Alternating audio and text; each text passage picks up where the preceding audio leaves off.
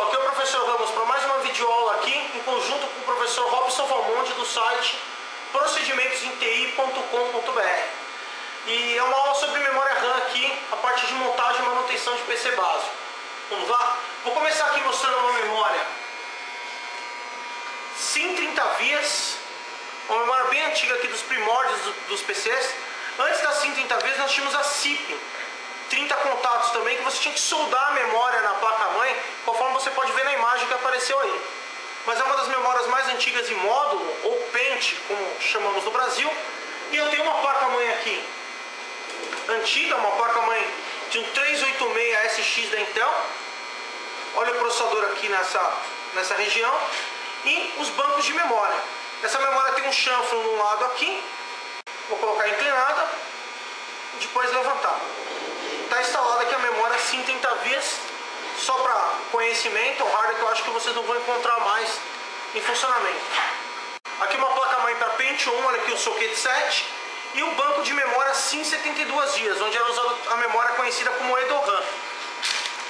Eu tenho aqui os pentes dessa época, e vocês podem ver que ele tem um corte de um lado, um chanfro, e um dente aqui no meio para você conseguir colocar a memória na posição correta. De um lado eu tenho uma parte lisa e do outro eu tenho uma parte que tem um bloquinho de plástico, impossibilitando que eu coloque a memória errada.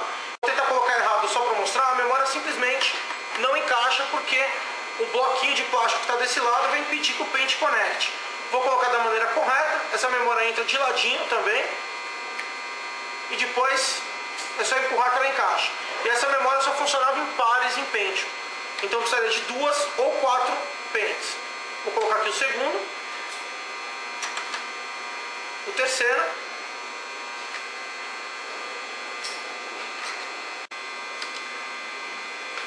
e o quarto pente. Então está aqui a memória EDO ou SIM 72 vias instalada. Está aqui uma placa para Pentium 3, nota o socket PGA 370, e elas têm 3 bancos de memória DIMM, Dual Inline Modular Memory, aqui para memórias do tipo DIMM. Essa memória é bem fácil de identificar porque ela tem um pedaço pequeno, médio e grande. São conhecidas como PC66, PC100 ou PC133. E não tem como você ligar errado, porque os dentes aqui, os cortes, ó, vão casar exatamente com os cortes no soquete. Vou colocar errado aqui de propósito, para vocês verem que não tem como encaixar errado, ela não entra. É impossível ligar errado.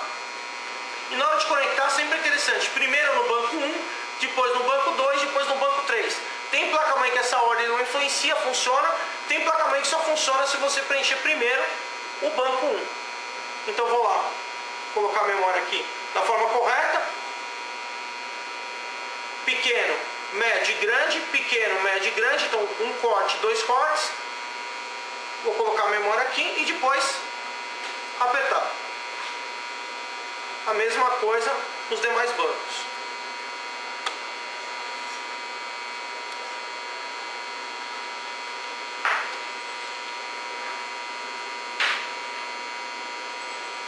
Está instalada aqui a memória DIMM, PC100, PC133. Agora aqui já uma placa mais moderna para LJ775, Core 2 Duo, Core 2 Quad, e vocês vão ver que o banco de memória agora possui apenas um corte. E é assim que é um banco para memória do tipo DDR. Aqui no caso DDR1. Mas como que eu identifico se o banco é para DDR1, DDR2 ou DDR3? Bem aqui no meio do banco você vai ver a voltagem da memória. Se estiver marcando 2,5 é DDR1, se estiver marcando 1,8 é DDR2, e se estiver marcando 1,5 DDR3. Então de novo, 2,51, 1,82, 1,53, conforme vocês podem ver na imagem que apareceu aí na videoaula. O módulo de memória, se você olhar aqui na parte que está escrito Talcom, você vai ver que ele está marcando aqui a quantidade de memória 256 MB e o tipo 333, ou seja, memória do tipo DDR1. Eu tenho um pedaço menor e um pedaço maior. Se eu tentar colocar errado aqui de propósito, para que vocês vejam, a memória simplesmente não encaixa. Então, só tem uma maneira de conectar corretamente. Primeiro um pente. Se eu for colocar 2 pentes para fazer dual channel, para ter mais desempenho, eu vou colocar no primeiro azul, no A1, e no segundo azul aqui, no B1, para que a memória funcione em conjunto e tenha mais desempenho. Está aí a memória DDR1 instalada nessa placa. Vou mostrar agora nessa outra placa-mãe aqui, que eu também tenho um banco com um único corte, mas essa memória é do tipo DDR2. Como que eu identifico? Olha aqui na voltagem, a marcação 1.8V, ou seja, 1.8 volts. Eu tenho uma memória aqui do tipo DDR2, Mark Vision, nota aqui DDR2 667. E da mesma maneira da outra memória tem um pedaço maior que o outro, só encaixa de um jeito. Vou abrir aqui o banco de memória. Vou tentar colocar da forma errada o primeiro para mostrar que não é possível. Nota, a memória simplesmente não encaixa. E da forma correta aqui. Ok. Se eu for montar dual channel, no amarelo do primeiro do A1 com o amarelo B1. E assim por diante.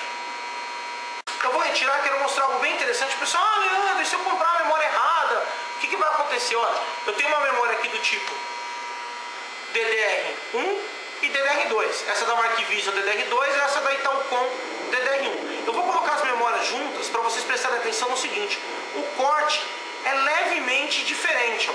Ele não é no mesmo local, impossibilitando que você coloque uma memória no banco errado. Vou tentar colocar aqui a memória DDR1 numa placa-mãe com banco DDR2. Notem. A memória simplesmente não encaixa, porque o corte não coincide. Vou fazer a mesma coisa aqui numa placa-mãe DDR1, vou retirar essa memória. Vou tentar encaixar uma memória DDR2 no banco DDR1. Também não encaixa. Então é impossível você colocar uma memória DDR1 no banco DDR2, ou uma memória DDR3 no banco DDR1 e assim por diante. Então vamos lá agora para a memória DDR3.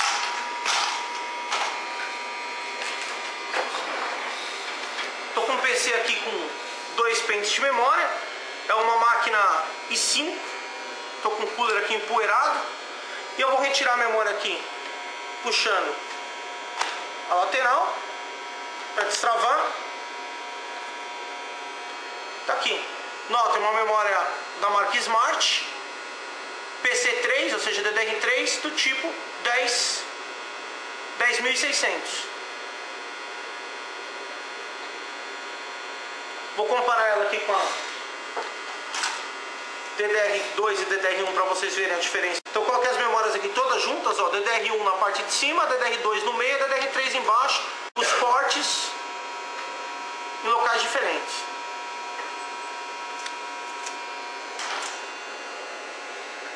Vou encaixar aqui novamente a memória. Então, vou colocar aqui um azul e apertei. E no outro azul aqui do conjunto B,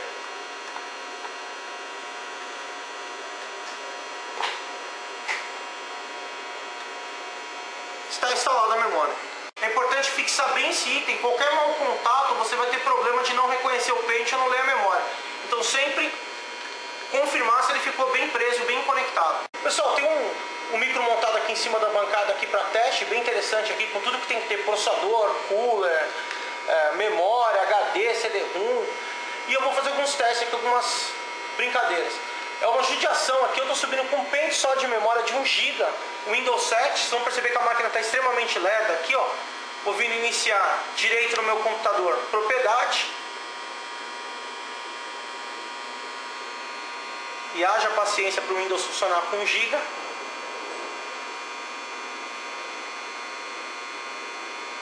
Enquanto isso, na sala de justiça... Então tá aqui, ó, memória instalada apenas 1 GB. E eu vou fazer alguns testes com essa máquina aqui. Vou desligar ela. Tá lá, então eu vou instalar a memória nessa máquina, fazer um upgrade de memória. Então eu tô aqui, tô com a máquina com 1 GB de memória. Eu vou adicionar mais 3 aqui para totalizar 4. Então tá aqui o pente de memória. Basta inserir o pente, apertar para ver se ele ficou bem encaixado, ver se as travas fecharam aqui para travar a memória. Vou abrir aqui esses 2 bancos. e repetir o procedimento aqui.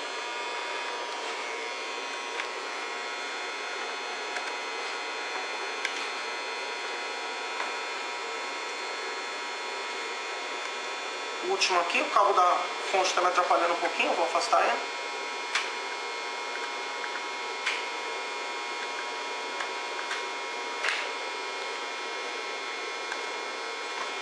Está instalada aí a memória. Vamos ligar agora e ver se reconhece. Vou conectar a força aqui novamente. Se ele estiver trabalhando com hardware, nunca com a máquina energizada. Vou ligar um curto aqui com a chave de fenda. Nota que a máquina ligou porque o cooler girou e automaticamente o post vai reconhecer essa memória. Liguei a máquina, o post vai mostrar que ela está com 4 GB agora de memória aqui no cantinho. Eu entrei no setup aqui só para vir aqui em característica padrão do CMOS, informações do sistema. Você consegue ver lá a quantidade de memória total da máquina, 4.096 megas, ou seja, 4 GB. Vou sair sem salvar, entrei só para ver as informações. Vou deixar carregar o Windows agora para mostrar que o Windows já reconheceu a memória automaticamente, ou seja, não é necessário instalar driver em nenhum tipo de dispositivo.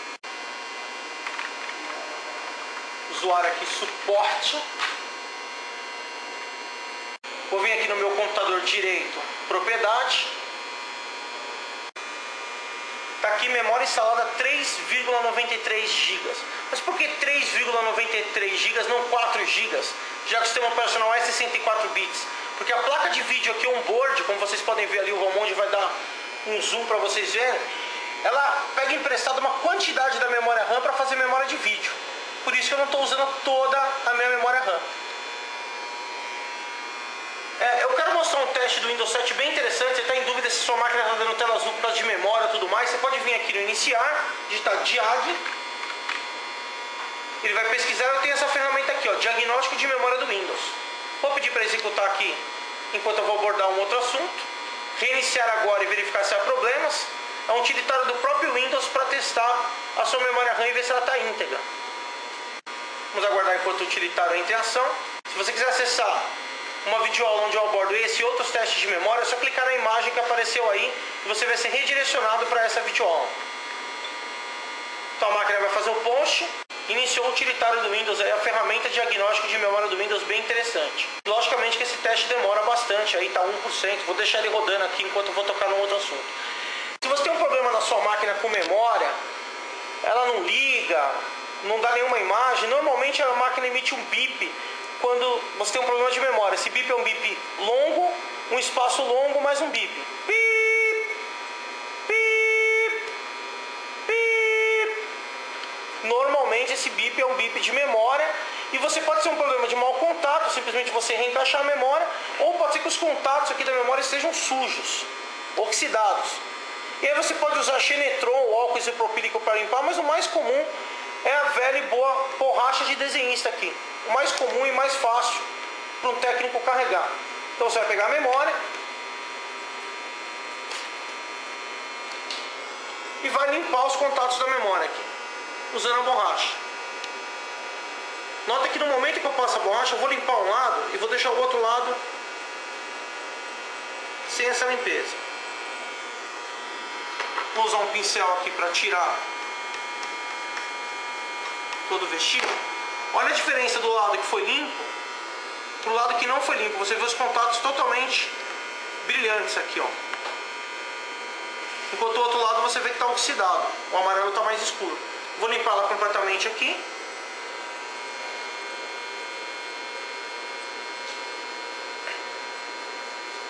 E às vezes com uma simples limpeza aqui dos contatos da memória, você já corrige o defeito de um PC. É muito comum em quem mora no litoral, que oxida mais, a memória oxidar e você perder contato. Esse procedimento também serve para placa de vídeo, placa de rede, PCI, PCI Express. Então é isso aí, pessoal. Espero que vocês tenham gostado. Essa e outras videoaulas de hardware você vê no site professorramos.com. Não deixe de acessar também o site do Robson Valmonde, aqui o cameraman, procedimentosinti.com.br, o site do professor Jefferson Costa, que é jeffersoncosta.com.br, aulas de Linux, segurança forense, entre outras, e também o site do Edilson Silva, aulas de programação, web, edilsonsilva.net. E até a próxima.